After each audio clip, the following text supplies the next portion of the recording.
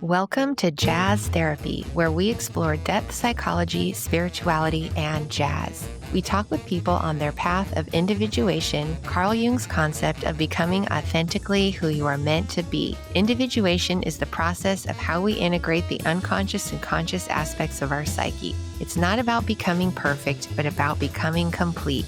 Then we take inspiration and listen to jazz, reflecting on what thoughts, emotions, and reveries arise, helping us to know ourselves in a deeper way as we walk the path together. For most of his life, Jack Gallagher has been entertaining. First as a kid for his family, and then for his friends and teachers at school. Jack started off his professional comedy career in Boston during the early 80s. As part of that explosive comedy scene, Jack helped establish such clubs as the Comedy Connection, Stitches, and the legendary Ding Ho Comedy. After moving to Los Angeles, Jack became a regular at the Improv and added big screen credits to his resume by landing a major role in the feature film Shakes the Clown with Bobcat Goldthwait. He also appeared in Heartbreak Ridge with Clint Eastwood and was featured in the made-for-television movie Incident at Ruby Ridge. For 5 seasons, Jack was the co-host of the popular nationally syndicated public television show Money Track. Gallagher's work on network television includes his own ABC sitcom Bringing Up Jack, as well as a recurring role on the HBO original series Curb Your Enthusiasm. A favorite of talk and variety show hosts and audiences, Jack made numerous appearances on The Tonight Show with both Johnny Carson and Jay Leno, as well as NBC's Late Night with Conan O'Brien. In addition to headlining virtually every major comedy club in the country, Gallagher has appeared in concert with Dolly Parton, The Four Tops, and Tony Bennett, to name a few. Jack has written 9 critically acclaimed one-man shows: Letters to Declan, Just the Guy, What He Left, A Different Kind of Cool, 5 Songs, Complete and Unfinished, Concussed, A Stand-Up Guy, and An Irish Goodbye. Jack is a 3-time Emmy Award winner for his work as host of the PBS show Money Moves, Off Limits, and Kids, Cash, and Common Sense. And he was honored with the National Association of Television Producers. Now, the weird thing is, I have 2 boys. My kids growing up loved Halloween, loved it. My oldest son, Declan, when he was about 6, Declan is an old Irish name. If you're not familiar with it, loosely translated, it means, oh my God, why would you call me this? Declan wanted to be a vampire. So he's 24 now. This is long before all that Twilight stuff. He wanted to be a vampire. And he wanted a coffin. And he drew up a picture of the coffin, and I had to build the coffin. And when Halloween came along, he got in the coffin. These are my instructions. I'm to put the coffin in a wagon. I was to drag it around the neighborhood, drag it up to front doors, ring the bell, and wait on the sidewalk. When they opened the door, he would flip that lid up, sit up, and say, "Trick or treat, I want to suck your blood." People were dumping their entire buckets of candy, I'm not kidding, into the coffin. When his younger brother, Liam, was about 6, he wanted to be a train for Halloween. I said to my wife, I can't believe with as much as I hated Halloween, I'm spending weeks building costumes. Liam wanted to be a train. When it was built, I got in trouble because the cow catcher was not correct on the train. The point is, kids are different from their parents. The point is, kids are different from each other. Sometimes they're extremely different. When my son Liam was 7 years old, he was diagnosed with autism. Well, Jack Gallagher, I am so delighted to have you here today. I really like to start this show off with some quotes. And since you're a comedian, I chose some quotes about humor. And then I'll just invite you to associate to them and talk about them. And then we'll just get started. Okay, so here's the first one. A day without laughter is a day wasted. Charlie Chaplin. Next one, from there to here and here to there, funny things are everywhere. Dr. Seuss. Humor is just another defense against the universe. Mel Brooks. So, just what comes up when you hear these quotes? I think that it's hard for me to say that Mel Brooks quote resonates. I think that as a comedian, one of the things that you tend to do is just look at everything in sort of a different way. Sort of, I used to describe it as, looking at a table from a ground view, and then looking at a table from above it.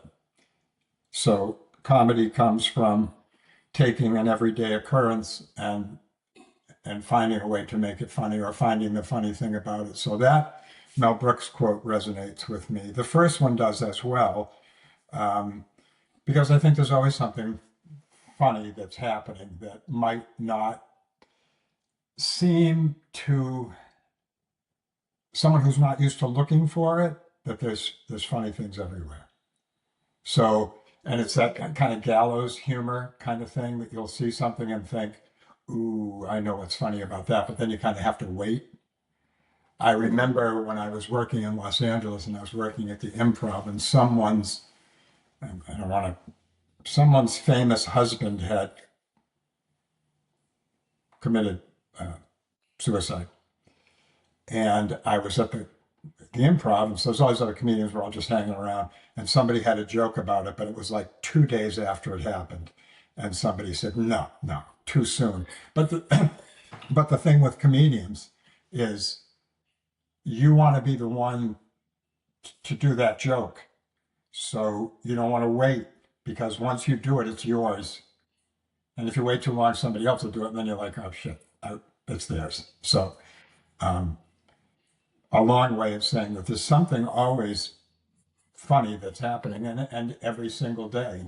There, like the first quote you read from Charlie Chaplin, there's something every day that I see that's funny. Whether I try to write it down or make it work in a comedic way is a different story. But I'm always looking, and it's not even looking. I'm always just aware of things having the ability to be funny. And there's not enough of that. There's not enough people being lighthearted, I guess is the best way to put it, I think, with what's going on now. Well, I really love what you're saying. I already feel like you're teaching me something. All of the guests that I have on this show teach me, and I feel like you're already telling us from the get-go that humor is part of your ethos, just how you see the world. Yeah, it's always been that way since I was a little kid. I've always been able to look at things in a different way, I guess. And then as you get into it becomes your career, then you learn the tricks. You learn how to make things funny. And different people have different skills with that too. So. Well, it's been just truly a delight to do research for this show, because I've been able to peruse YouTube and see tons of clips of you from your interviews, your stand-up shows, TV. And I learned in my research that 6 years ago, you and your son wrote your first show together, Stand Up Guy. And I really wish I would have been able to see it, because I know you talked about the show being a reflection of your career from the first joke you wrote when you were 10, through your life. And this show is really about Carl Jung's concept of individuation, which is all of us in our human bodies here to become divinely, authentically our true selves, who we are. And so I'm curious about your calling to become a comedian from age 10, and then the thread that sort of pulled you through your life and career following that joy and mirth that is so evident in you as a person. Two big things in my life have always been comedy and music. And I always just loved that they're very similar in that there is a rhythm to comedy, just as there is a rhythm to any type of music. So when I was younger, I just loved the rhythm of jokes. I loved the way jokes were written, or the way that, I don't know, it's hard to describe it. There was always just something that I liked, the way that the jokes sounded, the way the words were ordered.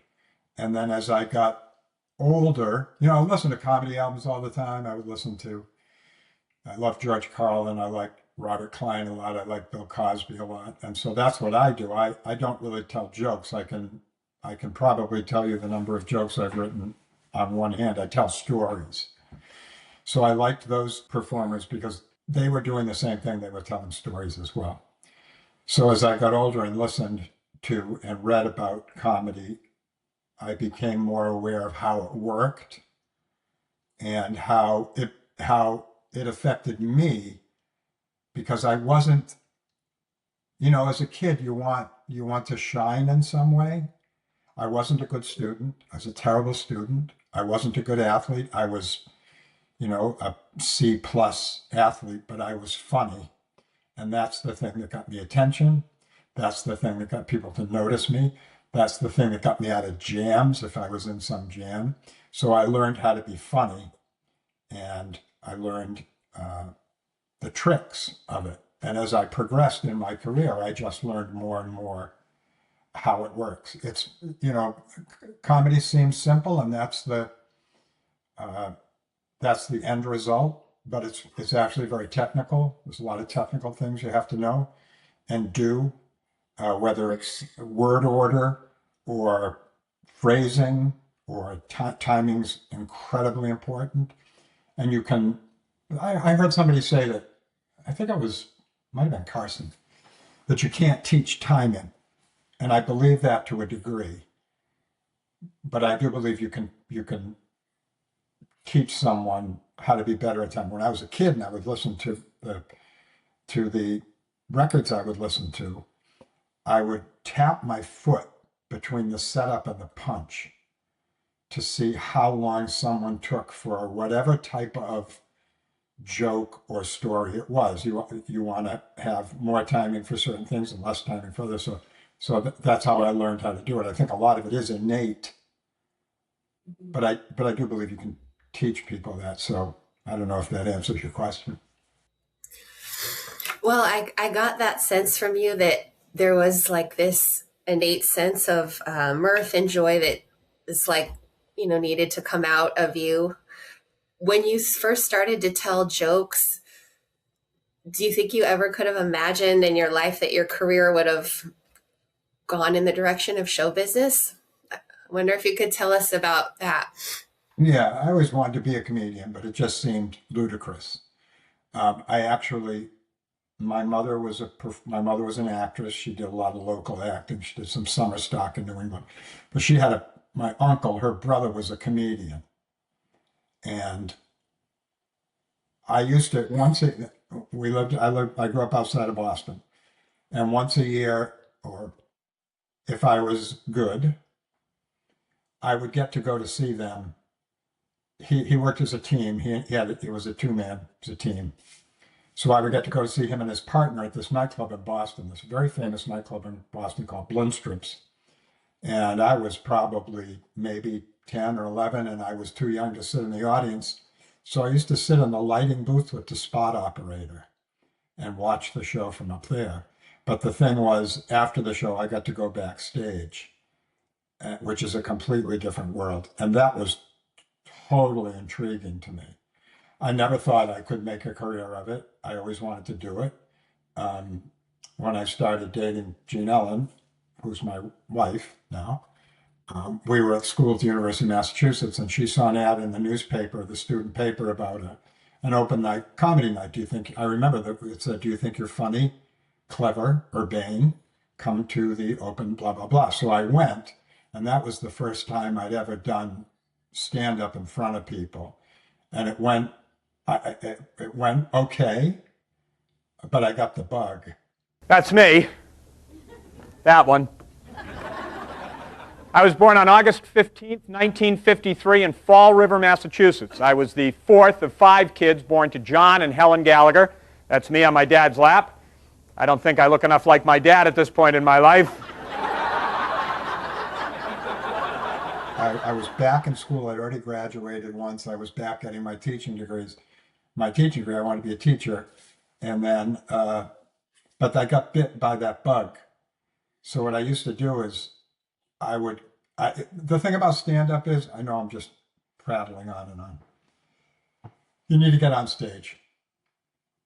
If you want to do stand-up, you got to get on stage. It's not like you can practice your guitar in your room until you get good.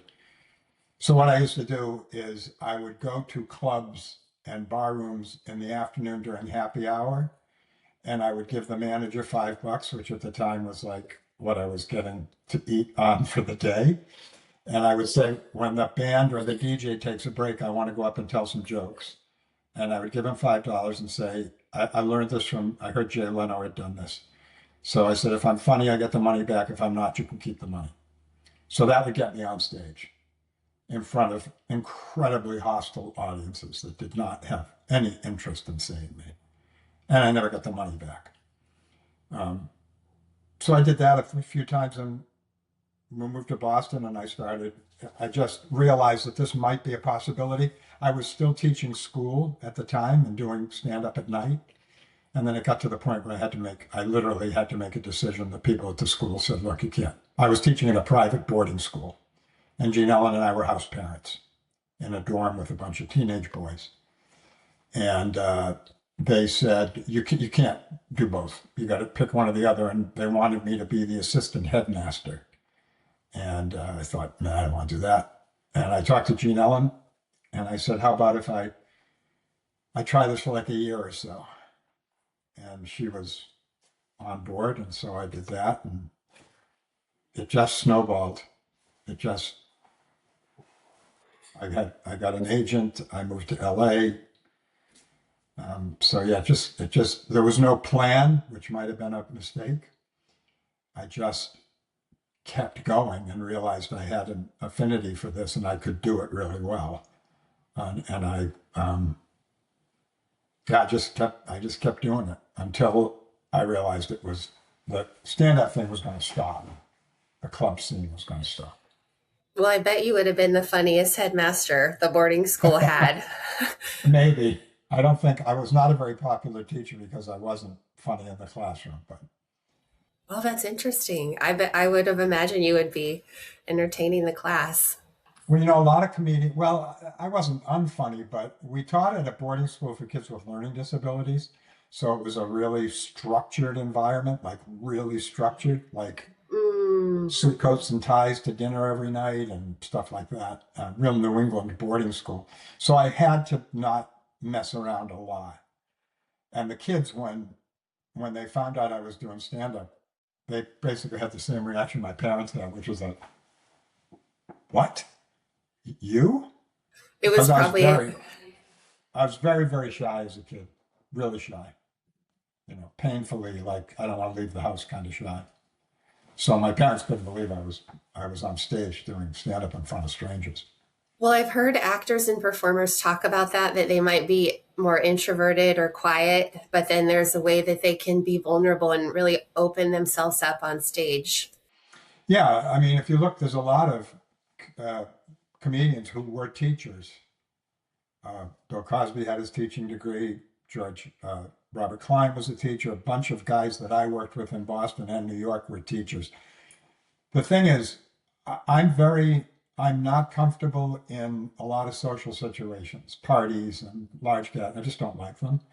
But when I'm working, and I've heard a lot of comedians talk about this, I'm in charge. Nobody can ask me a question I don't have the answer to. I don't get into awkward situations where I feel like I can't carry the conversation.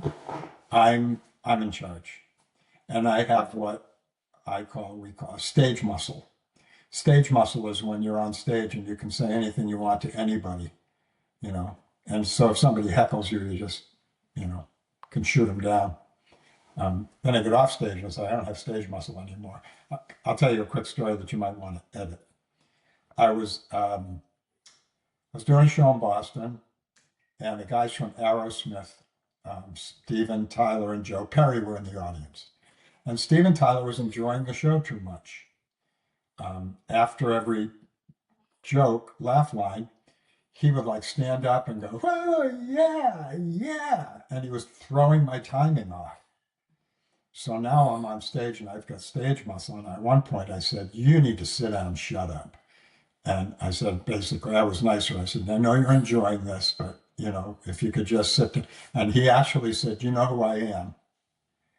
And my wife's recollection is different than mine. My recollection is I said something like, yeah, you're a dinosaur. Sit down, be quiet. And the audience, whoa! So then I get off stage. I go into the dressing room. There's a bunch of other comedians in the dressing room.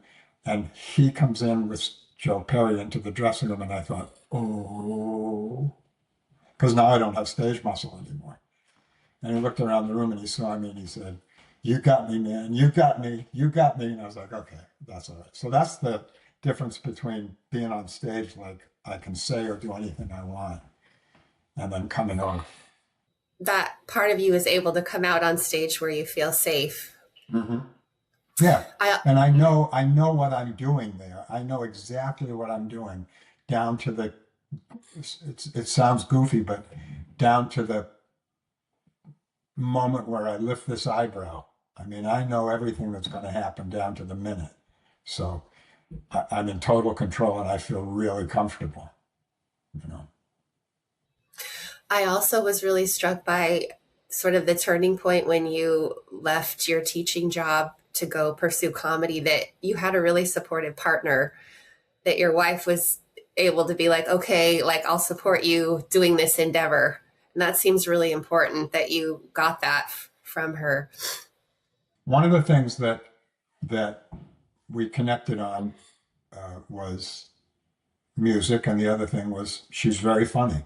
She's really funny, and she is quite shy. Used to be more shy than she is now, but yeah, she's the one that talked me to going up the first time to do it, and then she's the one that supported me when I was, I would teach school all day, and then I would go to Boston at night and come home at 2:00 in the morning and get up at 6:00 to teach school again. And she was right there. And when I decided to quit and do stand up full time, she was totally on board. We moved to Los Angeles. She was not crazy about that, but she said that I think is funny because I will tease her about it sometimes. My agent said, you've done everything you can do in Boston. If you want to stay in Boston and be a local guy for the rest of your life, you can do that and make a living, but you need to go to New York or LA to see what happens. So we thought, well, if we're going to move, we may as well move. So we went to LA and she said, yes, but if nothing happens within a year, we'll come home. And I said, yeah, I don't want to be out there if nothing's happening. Well, things did happen. Things progressed and got better and better. And at a certain point, I said, I want to go back home. And she said, I'm not leaving California. So it was a complete 180 on her part. So yeah, I could not have done it without her support. And I have seen other friends of mine who have stopped doing it because they didn't get the support, or whose marriage ended because they wanted the support and didn't get it. So I'm very, very lucky. And, we've been together a long time. We've been together for 50 years. So she's been incredibly supportive in everything I've done. And I like to think I've been supportive of her in her career as well. It seemed really important to highlight that you had that from her. I really like to ask everybody on this show about what spirituality is to them. What does that look? I'm sorry? Spirituality. What does that look like in your life? People have all kinds of responses. It could be, being of service to others, feeling the joy of making someone laugh, being out in nature. Some people have a more formalized practice. I'm curious about that for you. I grew up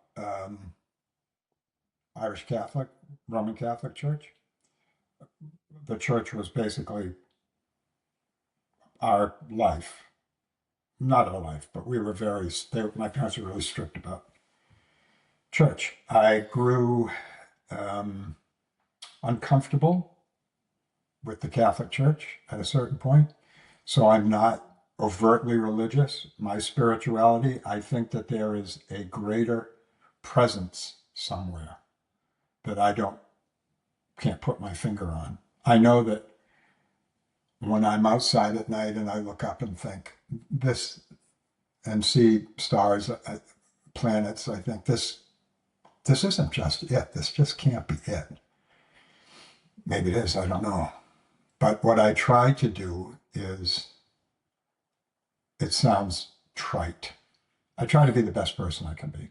I try not to hurt people. I try not to hurt people in business or in my personal life. I try to be kind whenever I can be kind. I can be very, very cutting.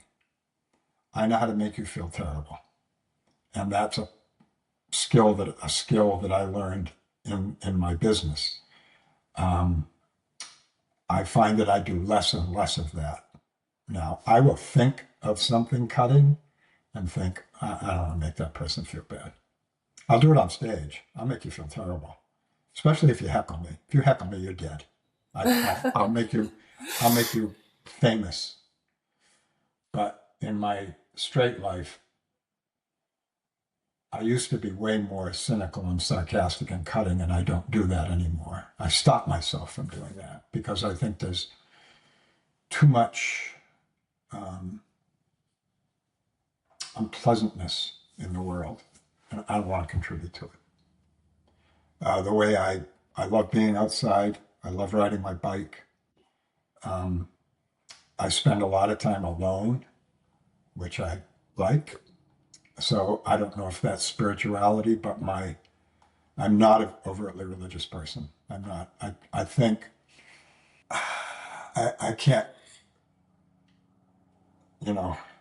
use too broad a brush, but I think organized religion is responsible for a lot of the problems of the world.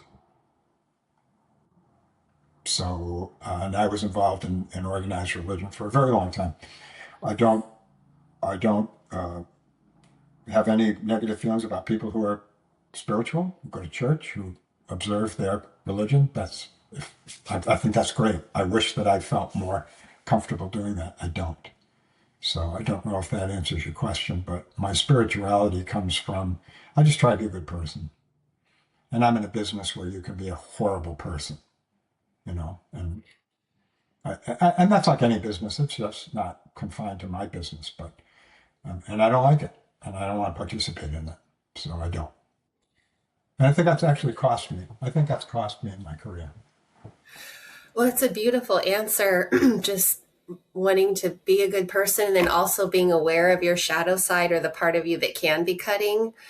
I have parts of myself like that I can be mean and terrible. Like we all have these parts inside of us. And I think it's really about us being able to accept that and like be whole and integrated. Like it's in all of us. And then we always have the choice, like you said, about how much we let that part out as we become more conscious.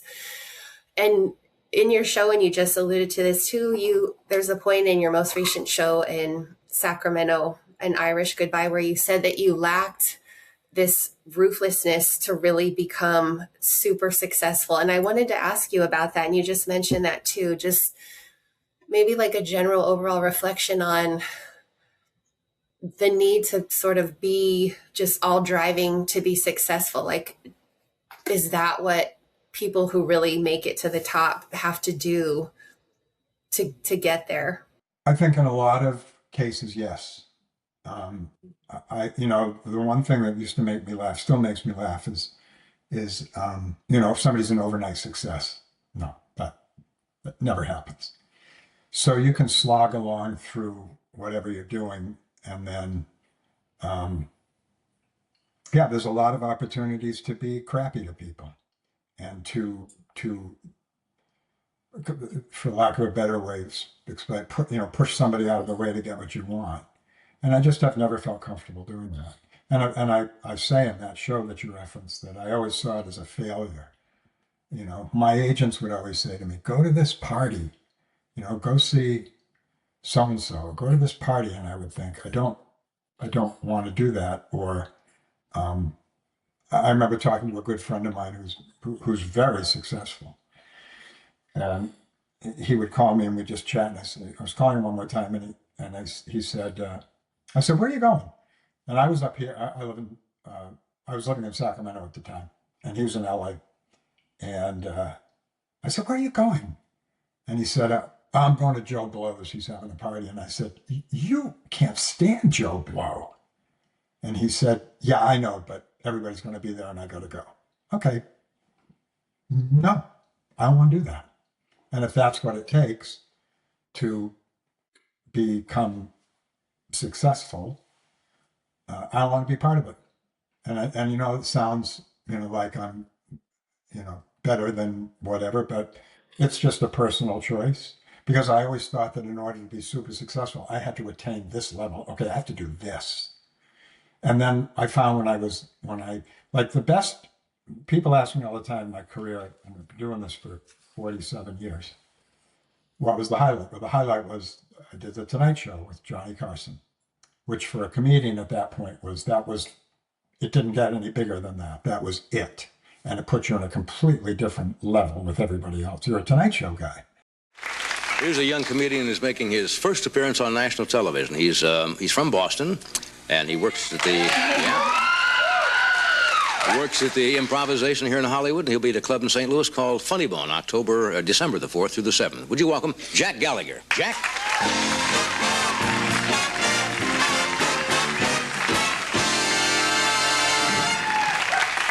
Thank you very much. Real nice to be here tonight. I am from Boston originally.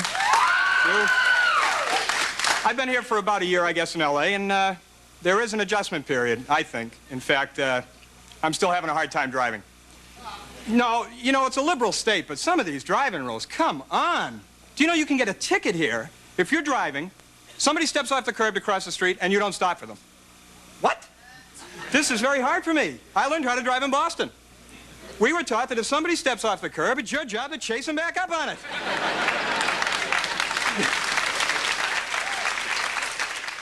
I was so happy when that happened. I mean, it was a dream I'd had since I was 12 years old. But it didn't make my life any better. It didn't make me feel any better about problems that I had in my life. And I thought, and I hear that all the time from friends of mine who are super successful, whose names you know and you've seen in movies, and they still have issues every day. And if getting to that point meant you lost a relationship, or I have friends who've lost contact with their kids because that drive, that's a singular example of that, the Tonight Show, but I had to make decisions along the way. It was like, okay, so here's the deal. Here's the deal. This will explain everything to you. When we moved to Sacramento, I worked at this television station, right? And then that job ended quite unceremoniously, and we had to decide whether or not we were going to stay in Sacramento or go back to LA, and we decided to stay in Sacramento. And that was the best decision I ever made. At the time, all my friends were saying, your career's over. You can't have a career in Sacramento. It's over. Well, I figured out a way to do it after being disappointed more times than not.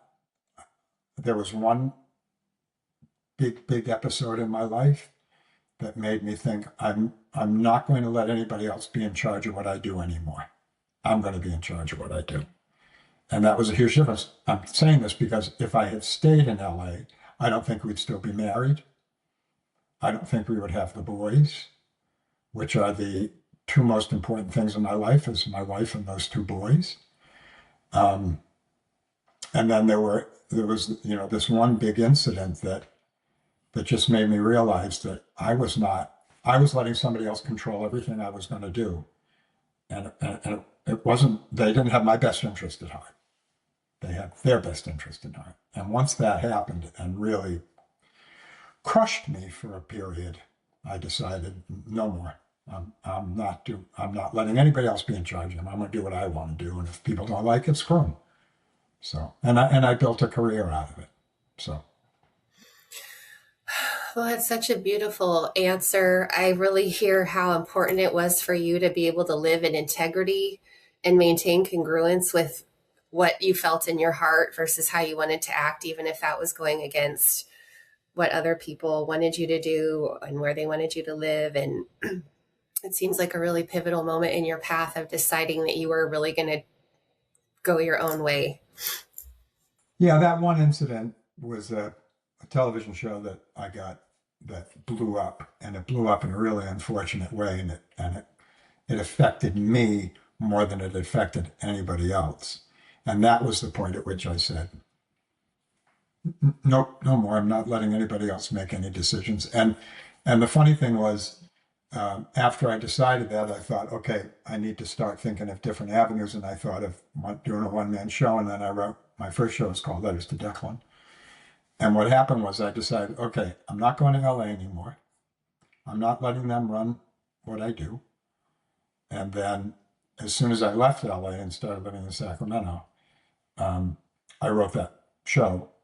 And it became so popular that all the people from Los Angeles, I remember my manager at the time saying, you have to come down to LA and do the show in LA. And I said, I'm not going to do that. I don't care. And he said, well, they're not going to, I was doing it in San Francisco. And he said, they're not coming to San Francisco. I said, fine. I don't care. Screw them. I'm not doing it. And everybody came to San Francisco. And, but the problem was it turned into, I got a development deal with a network. We worked on this sitcom, and then the sitcom died, and the same thing I said I wasn't going to do happened again.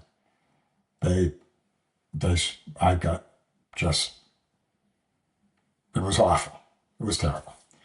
And I came back to Sacramento and said, you know what? The thing that I said I wasn't going to do, I did. And now I'm definitely not doing that. That was enough of a kick on the head to say, okay, well, now you really have to stop doing that. And the next thing I did was, I would go down and do auditions, and I got a call to do an audition for this HBO show called Curb Your Enthusiasm. And so I went down and did the audition, and my agent called me and said, hey, they want you to do it. And great, oh my God, that's great. Yeah, Thursday. This is like on a Monday, he called me. Yeah, Thursday, they need you. I said, I can't do it. Why not? I said, I got a job on Thursday. And it was a big corporate job. Corporate jobs pay a lot of money. And Curb Your Enthusiasm doesn't pay any money. I mean, literally, by the time I paid my airfare and hotel, I'm working for free. I said, I can't do it. Why not? I said, I got this big gig. Well, cancel. I said, I can't cancel a Thursday gig on a Monday. I can't do that to someone. So I said, well, tell them thank you and keep me in mind for something else. And my agent was pissed. He said, yeah, this is such a big opportunity. And I said, Danny, I'm not doing it. Tell them no. And he called back about 2 hours later and said, they're moving it to Saturday. Can you do it on Saturday? And I said, yeah, I can do it on Saturday. You have, you fractured it. It's a hairline fracture. It's a small one, but it is fractured. Really? Mm-hmm. So what are we going to do? What are you going to do? Well, I can't do anything right now. I can't do anything, Larry, until you pay my wife's fee and my fee in advance. That's the way we're going to do this. Let me tell you something, okay, John? I didn't ask her to read that script. She read the script, She didn't Larry. have to read that script. She did read But who it, told her to read it? I didn't She tell her read to it read as a it. professional courtesy to you, as Doesn't a matter. friend of There's no yours. courtesy. She That's read a courtesy. it. That's some It courtesy. was. She I'd took like to some- get courtesy like that from everybody. She Boy, took- I'll be you in the would poorhouse. be lucky if you did. That's quite a courtesy. She took the time from her day, and let me tell you What something. time? She I made didn't some ask her to. significant notes on that Who script. gives a shit about her notes? I didn't ask her to read that script. I don't want her notes. I don't care about her notes. I don't need her notes. How about the okay? finger? How about that? Do you care about that? Yes, I well, do. here's what's going to happen with that, pal of mine. Her money up front, my money right now, and then we take a look at the finger. How do you feel about that? Because that's the game we're playing now. What do you need a couple of minutes? Because I got some patients I could look out there. You know what? This is embarrassing. Yeah, he should be embarrassed. Not embarrassed for me. All right, give me a couple of minutes. I'll be right back and we'll fix it. Hey, you're going to get Miles. So that just made me realize, okay, stand your ground. Let's give you another example. You can edit out all this crap. No, but I love this. I'm so touched. You're just so vulnerable and open. I love it. Well, when I got the sitcom, I started, having what they refer to down there as heat. So I had a lot of heat around me. And I got they wanted me to do a special, a comedy special for Showtime. And I was doing the show in San Francisco, and I had made a promise that I would do the show for this amount of time. And they called and said, hey, they want to tape on I can't remember the day. And I said, I got a show that day. Can't do it. Well, they're offering X amount of money. I said, I can't do it. I've made a promise to someone. I can't. They've already sold tickets. Okay. So he comes back and say, well, now it's X times 2 they're offering. Nope. By the time I said yes, it was X times 5 and a suite at the hotel so I said, yeah, okay, now I'll do it, because I couldn't turn down that amount of stuff. But again, that was after I'd spoken to the theater I was at, and they said, yeah, that'd be great for the theater if you did that. But again, it was just not jumping at the first thing and saying, oh my God, I'm so lucky they want me. At that point, I was like, no, we're either going to do it the way I want to do it, or I don't want to do it. And I've been pretty faithful to that through my career. So that was a big point for me, was being able to feel comfortable with myself saying no to stuff and just doing it the way I wanted to do it. That incident with the sitcom was when it resolved itself, and I found out why it resolved myself. I wrote a show about it. The second show that I wrote was called Just the Guy. And that was a result of the sitcom. Because what happened was I was used as a fall guy for these other people. They threw me under the bus to save themselves. And at that point, I was like,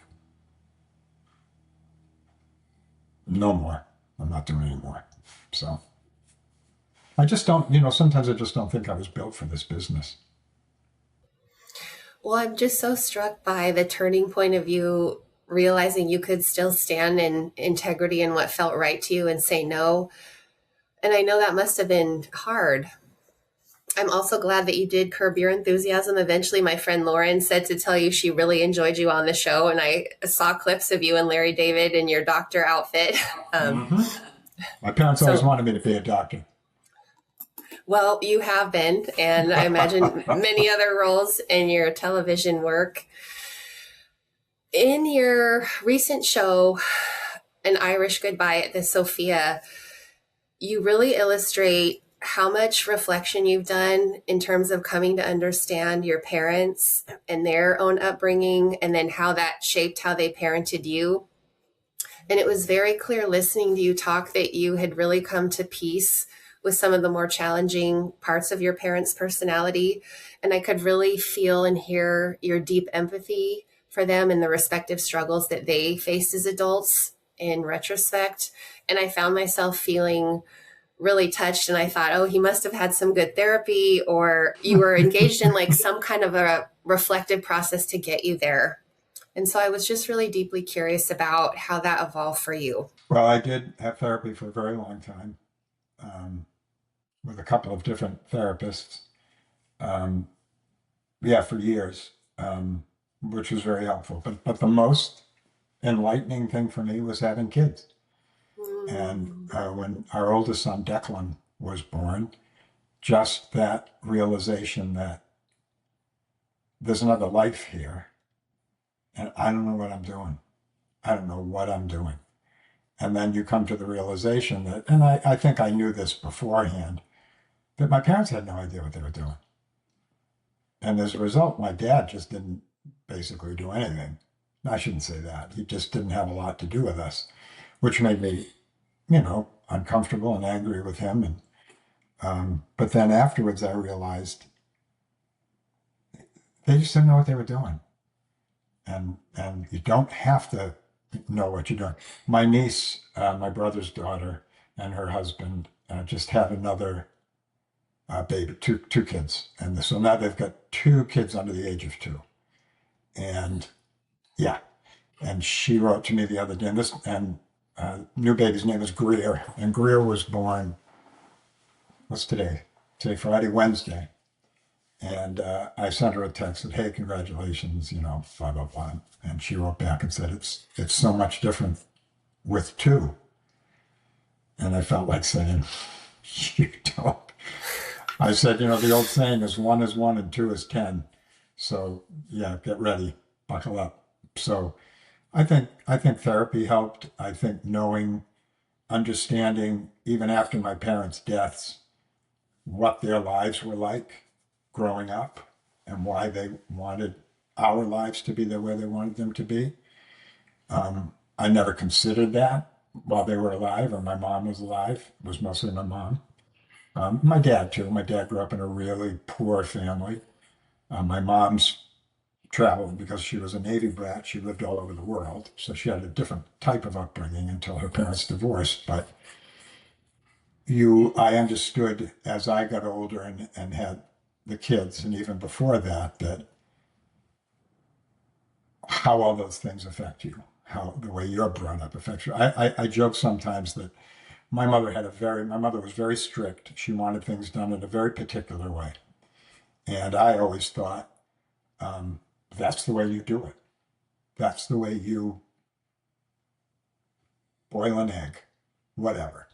And then I would go to somebody else's house and watch them boil an egg and go, that seems a lot better than the way we do it.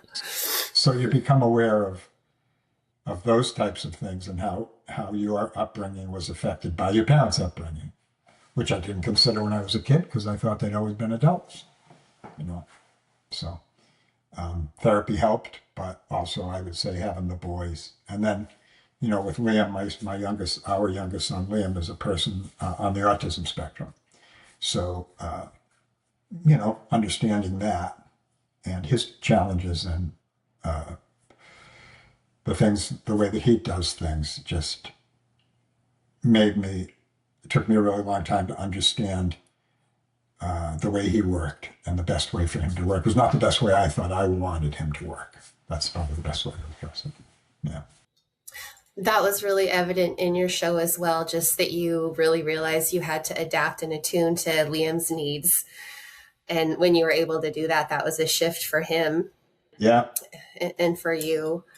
I found seeing your show so therapeutic and helpful. I think I wrote you that on the way to the show, I had an argument with my husband, and we've had so many times where we would lay in bed at night worrying, did we mess up our 2 kids who are still very young? And I'm like that neurotic. Well, I will just reflect on everything I said or did and worry how it affected them. And I always go to them and apologize when I make a mistake, and I'll talk to them like I repair it. However, hearing you say that and then seeing your children just well and healthy and beautiful, thriving adults, I felt a sense of relief. Like, okay, I can probably just chill out. Like, everything's going to be okay. His kids turned out really well.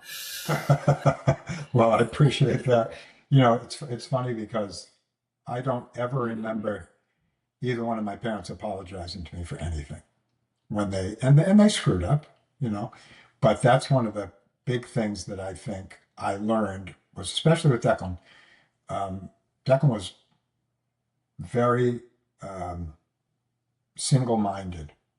Declan knew what he wanted from a very early age, or thought he knew what he wanted, and he would do not whatever, but and we encourage both of them to be independent people and to speak their minds and to be a person and have a point of view. Don't be rude, don't be unkind, but stand your ground, basically. Don't let people push you around, because I felt like I got pushed around when I was a kid. But one of the first things that I realized was I needed to apologize when I made a mistake.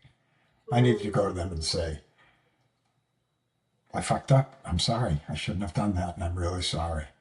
And not only does that make up for what I did that was crappy, but it showed them that I'm fallible, that I make mistakes, and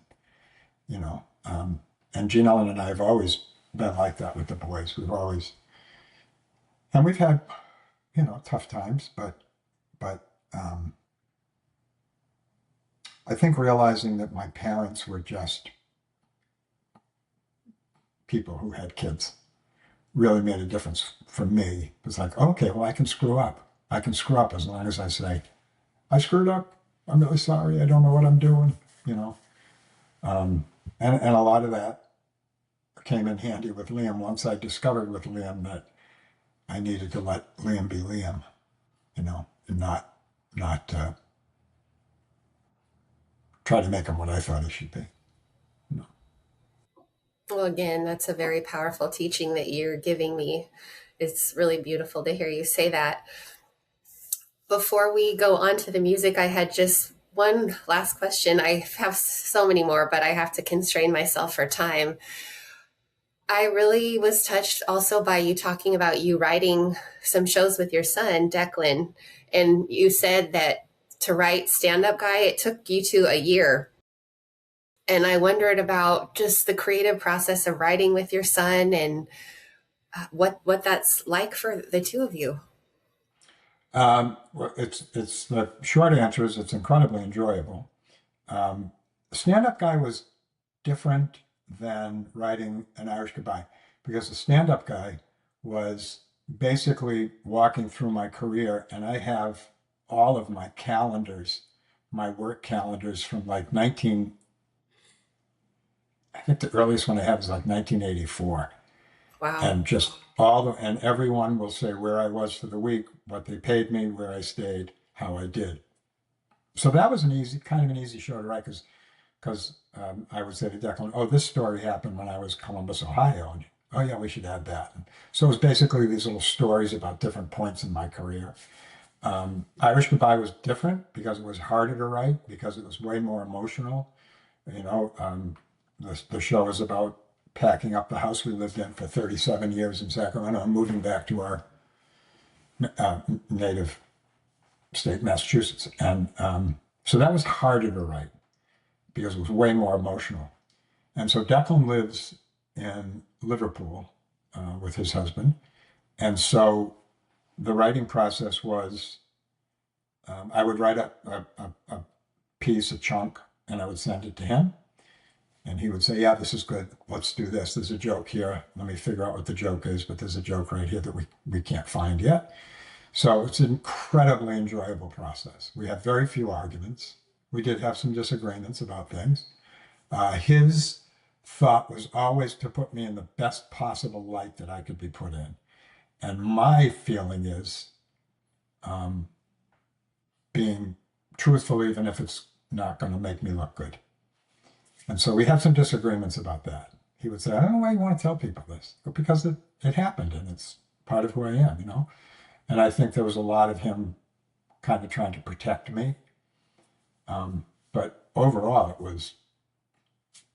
I will really, really miss that. I just got back here about a month ago, 3 weeks ago. I'd been away for 2 months. I spent the whole time, with the exception of the last 4 or 5 days, with Declan in Sacramento with me, which was incredibly enjoyable because we got to spend all of this time together, just the two of us. He's 34. We would work on the show every day, rehearsal, then run-throughs and tech week and all that stuff. But then we go out to dinner at night. On our day off, we go to the movies, and I got to spend one-on-one time with him for 6 or 7 weeks, which I'll never be able to do again. Just life won't let me do that again. So what I will miss is, I was talking to my friend Tommy Dunbar is a musician, and our careers have sort of paralleled each other. And he called me the other day and we were talking about this, and I said, it took us 2 years between the beginning of writing Irish Goodbye and the last performance. It was 2 years. And those 2 years, every single day, I thought about the show. Whether I was riding my bike or the shopping or just maybe I can do this with it. Maybe I should move this piece to here. It was just on my mind all the time. And then when I got back here, it was over. For the first couple of nights, I would wake up in the middle of the night and think, what time do I have to be at the theater? Well, it was over. But what happens is you work and you work and you work. And Liam asked me about it. Liam said, how does it feel now that the show's over? And I said, well, it's weird, Liam, because the show doesn't end like this. The show ends like this. After 2 years, it's done. It's over. You don't think about it anymore. And I think it's funny that about a week after the show ended, I sent Declan and Jerry Montoya, who directs my stuff, an email saying, hey, I should have done this at this part of the show. I should have introduced this concept here, and then later on I could have called it back and it would have worked better. And they said, yeah, it would have. So I was still working on the show after it was over, but it ends. And Declan and I talked about, we're just going to write something together again. I had an idea for a movie script. It'll never get made, but just the fun is working with him. It's a good. He's really smart. He's really funny. He's good at writing jokes. He knows where the joke is. So it was a joy. It was just so much fun. I had a ball doing it, and I know that I'm still sort of coming down from the experience. I know, and I miss it already. I miss the daily. We get an email from him saying, "Hey, I thought about this, and I thought we could do this in that spot." So it was great.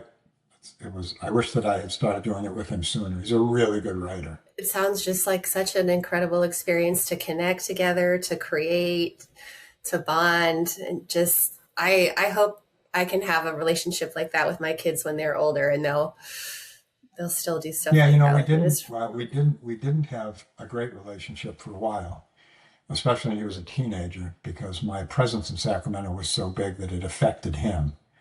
And he didn't like that, which I completely understand. And then, going back to what we talked about with my parents, I think at a certain point, Declan understood not only what I was doing, but what I was going through doing it. And it made it it made it easier for him to accept my presence in Sacramento, or what he didn't like about the fact that he was a public person and didn't want to be. So it wasn't good for a while. He didn't want much to do with me for a few years. I appreciate you sharing that. So much of what we have in relationships is we have ruptures and repairs, and that's what makes our relationships stronger, not avoiding conflict, but, going through those difficult spots and then coming out the other side. Yeah, I think, obviously my relationship with Gene Ellen is the same. We are not the same people we were when we met each other 50 years ago. And through all of those machinations of personality development and problems, and it takes a lot of patience and understanding. And I say this in the show, and it's the absolute truth. I don't know what I would do without her. I know it sounds kind of wimpy, but I'd be lost without her. I don't know what it would be. It's funny because, we always say that, and I was talking to some friends about this, it's like, yeah, having 3 or 4 days without your partner around it's kind of nice, do whatever I want, blah, blah, blah, blah, blah. And then after 3 or 4 days, it's like, when are you coming back? And I was there for 2 months, which is the longest we'd ever been apart from each other. And when I used to do stand-up on the road, I would limit it to, at the most, 3 weeks being away. Then as the kids were born, it was 2 weeks, and it was 1 week. She and Liam came to visit Sacramento while Declan and I were there, but it was still too long, and then they extended it by a week. They added more shows, and we were like going round and round, should I do that? And but that was too long a time to be away. I don't like that. Well, to me, it sounds so deeply authentic and true. And I hear how Jean Ellen has been an essential part of your path. I mean, she helped you launch your career from what you told us by supporting you. So it really makes sense. Well, I have so many more questions. However, I've already been told by multiple people, my dad, who passed away in September and was my most loyal listener. Oh, sorry. He would always tell me, thank you, that your show is good, hun, but you really need to make it shorter. So I will stop my... I did a podcast for a while with my friend Tommy, who I mentioned, and I had written a show called 5 Songs. And music is a big part of my life. And I did the show called 5 Songs, and every night we'd have I had a board with 9, 10 songs on it. And I would have the audience pick 4 songs, and then I would pick one, and I would tell a story about each song. So we started a podcast called 5 Songs. And we'd say Jesse, bring 5 songs that mean something to you, and we'll play the song. We'll talk about kind of like what you do. And I found that we just never had time for 5 songs. It was always like we got through 2 songs. And I'd be like, okay, well, the other 3 were this if you want to go listen to them. So I totally get it. I love that concept, though, for a show. It sounds really cool. I'll have to... Yeah, it was fun. We had a lot of cool people on, and some of the stuff was really, like, people would bring songs that were really personal to them, and it was like, yeah. So, yeah, it got to be too much with the other stuff I was doing. And him, too. He's a working musician. Well, let us turn to the music. Today, we chose Bill Henderson, who is an incredible jazz vocalist. He's also someone that, although his work is beautiful, he never really got the critical acclaim that I think he probably deserved. And I was also intrigued by him because, unlike a lot of jazz singers, he also then had a career in entertainment. I'll read a short bio of him. He worked as an actor for a number of years before kind of finally coming back in his 80s as a singer. And so there's something about his voice that's just gorgeous and sonorous, and his path has been very fascinating. So I'll just read a short bio of him, and then we'll go to our first song. To quote Bill Henderson, "The one constant in my life has been singing. So it is not surprising that in his 84th year, he was still recording and performing live. Born in Chicago, Henderson made his show business debut as a singer and dancer at the age of 4, winning in Phil Baker's Artist and Models amateur show. He did a 2-year stint in the Army, serving in Europe with the Special Services Orchestra and sharing vocal duties with Vic Damone. Recording in Chicago on the South Side, Henderson obtained a steady gig at a club called Seltzer Lounge, performing with the then little-known Ramsey Lewis Trio. New York City beckoned Henderson in 1956. It was there he recalls that he got his first break as a singer. He says, "I was singing at the Village Vanguard and Sonny Rollins was backstage with the sax. Before I knew it, he was on stage sitting and playing behind me. What a thrill." His first big break came in 1957 when Horace Silver hired him to record a version of Silver's popular instrumental Senor Blues for Blue Note Records. The rest is history. And then just this last paragraph. After touring with Silver and a second recording of Angel Eyes for Blue Note, this time backed by the Jimmy Smith Trio, Henderson started recording for the VJ label and remained with them from 1958 to 1961. He toured Japan with Art Blakey's Jazz Messengers and recorded with Lee Morgan, Wayne Shorter, and Bobby Timmons. A 1963 album with Oscar Peterson, which remains the biggest seller of his career, was followed by the more commercial When My Dreamboat Comes Home for Verve.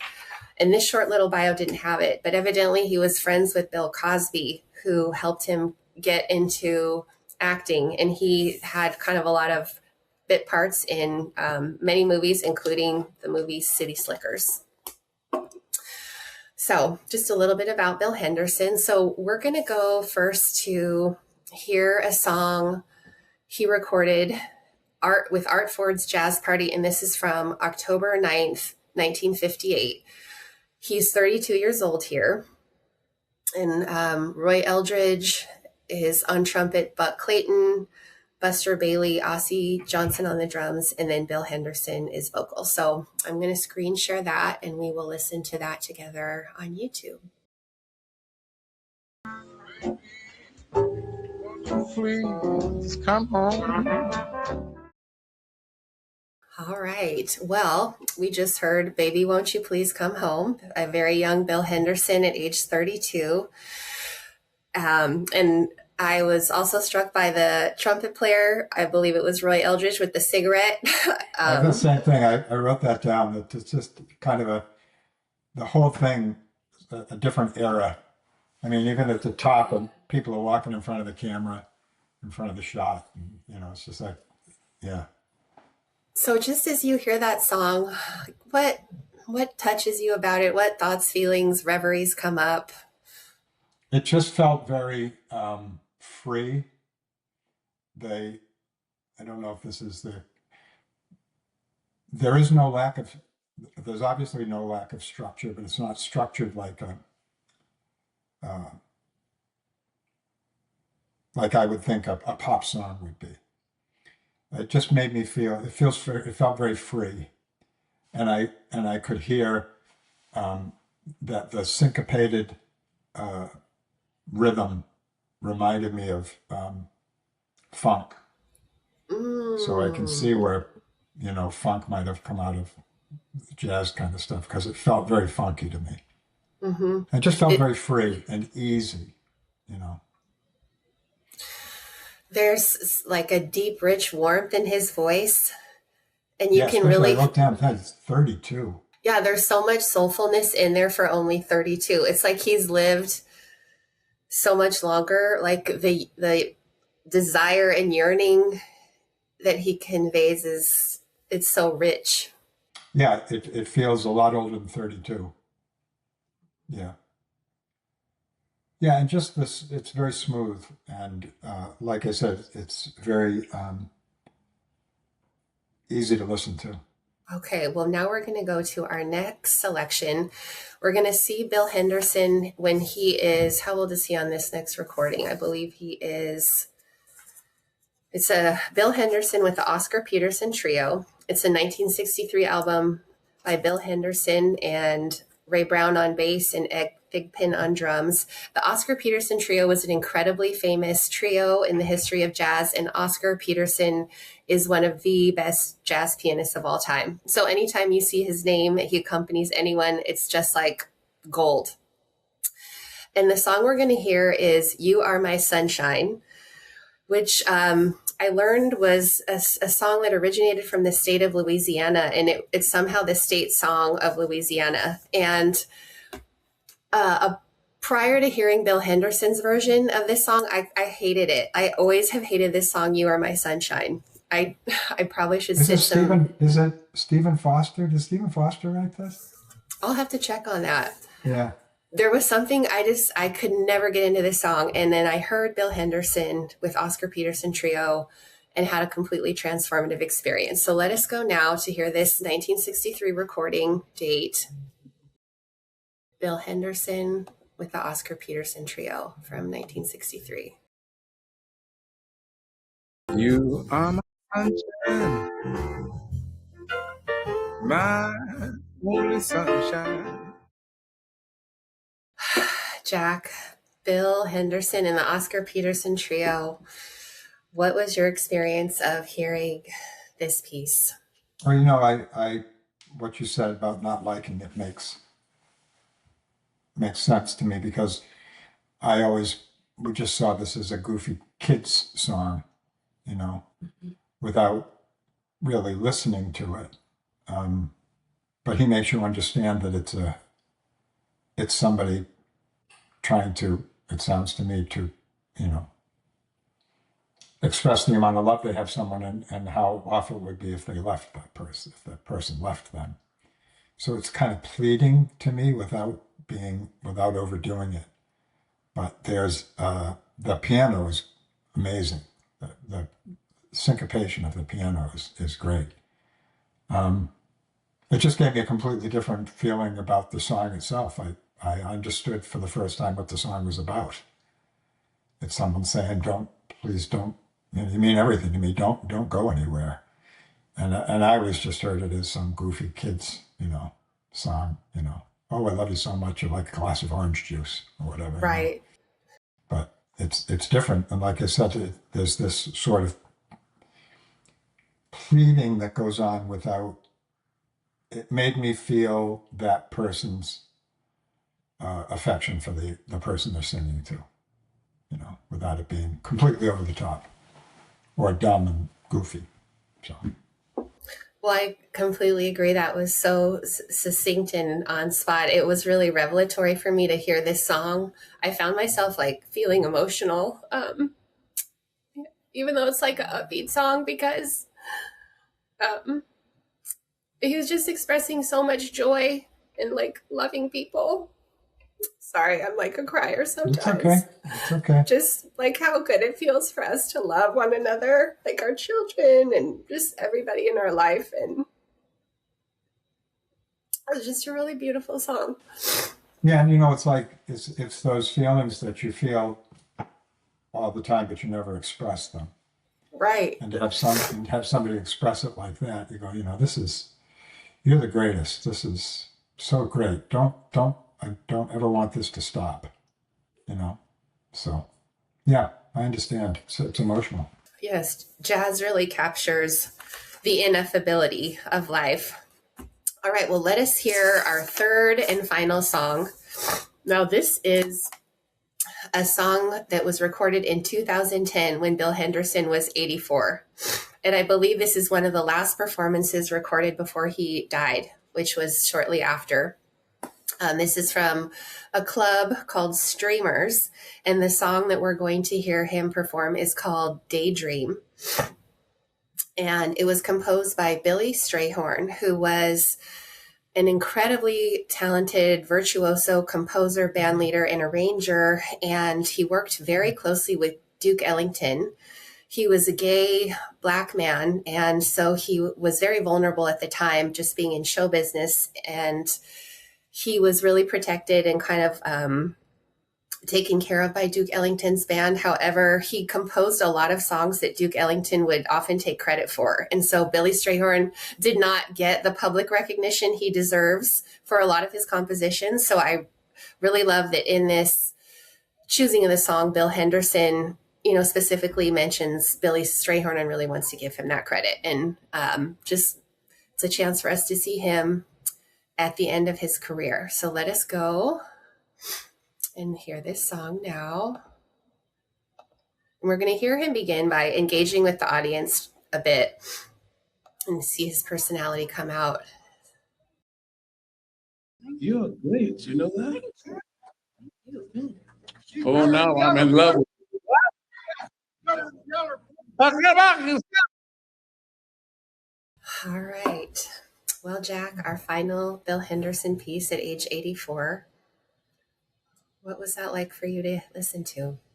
I found myself watching his performance more than listening to the music of that. And that was not my favorite of the three, but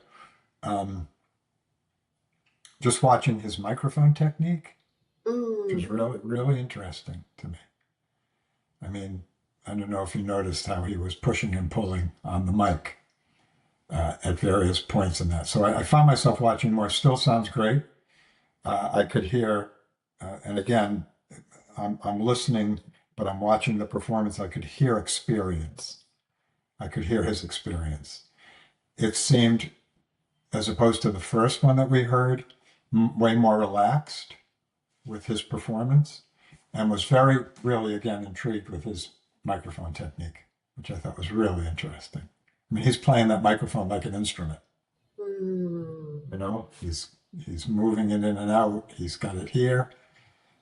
He's playing the microphone, which I thought was really interesting. Oh, I love that response, and I'm so grateful for your performer's eye to catch a detail like that in terms of him really. That was really interesting. And again, the musicianship is great. That was very easy to listen to, and it seemed, it's just very comfortable, really comfortable. And so as a result, it's easy to listen to it. I agree. I also just felt this sense of nostalgia and yearning of perhaps being caught in a reverie or a memory from years before. He sort of relates it more to having a paramour in mind and wondering, is she keeping me in mind as the same well? But I really hear more sort of his reflecting over different moments of his life and just wanting to hold the sweetness of certain experiences that came up. Yeah. Different energy than when he was 84. Yes, absolutely. Well, we are just at the end of our time together. I was going to finish by reading us 3 more quotes about humor. And I'll have you just respond to them, and then we will say our goodbyes. Okay, so here's the first one. Like a welcome summer rain, humor may suddenly cleanse and cool the earth, the air, and you. Langston Hughes. A sense of humor is needed armor. Joy is in one's heart, and some laughter on one's lips is a sign that the person deep down has a pretty good grasp of life. That's Hugh Sidney. And finally, I have seen what a laugh can do. It can transform almost unbearable tears into something bearable, even hopeful. Bob Hope. The first three, and then those three remind me of something. There's a Joni Mitchell lyric that says, laughter and, I'm paraphrasing, but laughter and crying are the same release. And the thing I think about is, and this is a bad analogy, there's a song by the Jefferson Airplane that Crosby, Stills, and Nash did too, called Wooden Ships. And the opening line is, if you smile at me, I will understand, because that is something everyone does in the same language.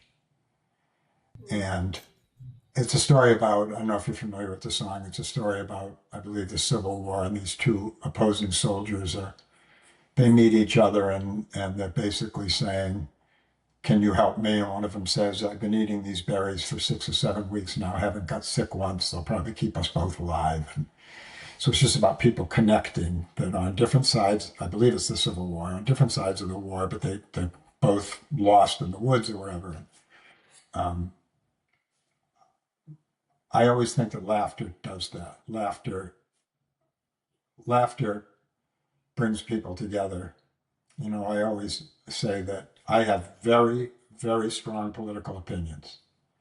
But my job as a comedian, I don't think, is to be political. My job is to make people laugh.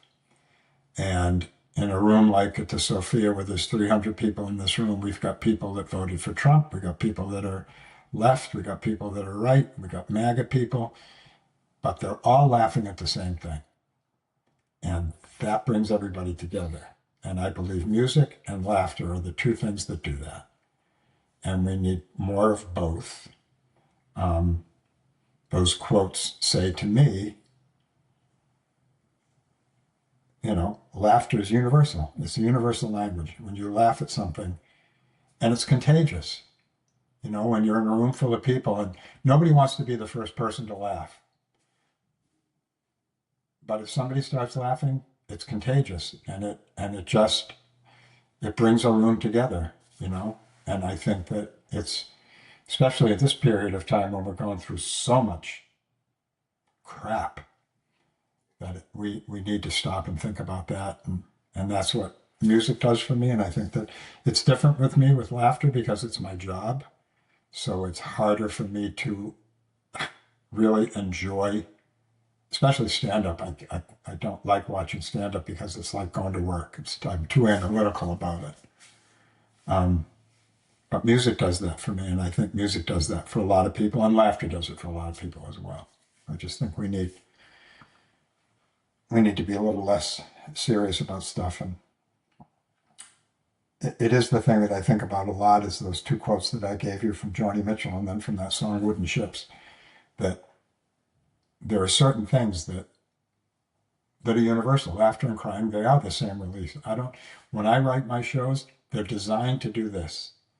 They're designed to make you laugh, and then now I want you to experience my thoughts on death, you know, because laughter, and sometimes you'll be laughing so hard you're crying.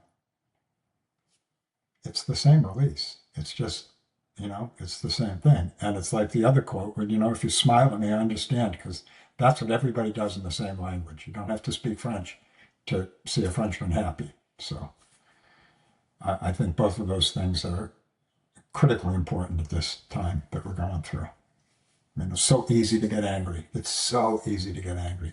I just read this thing. I don't know what your political views are like, but I just read this thing about the redistricts in Virginia that they did, that the court said, nope, can't do it. And it's maddening. There's certain, you know, and so you need to listen to some music or see a comedy show or realize that we aren't all going to hell in a handbasket. The healing power of music and of laughter and humor was very well put. Well, we will wait for you and Declan's next script or project that you alluded to. Might be a wait. Yeah. Yeah, it might be a while, but thank you. And thanks for having me on this. I appreciate it. It was truly a pleasure. Thank you for listening, reflecting, and being present with us today. Please leave us a review and comment. Jazz Therapy is edited and produced by Patricio Garcia. Sage Salmon is our social media coordinator. To connect with us, find us on Instagram and TikTok. Our email is info@jazztherapy.com. Check back next week for our next episode. May Jazz Therapy soothe your soul.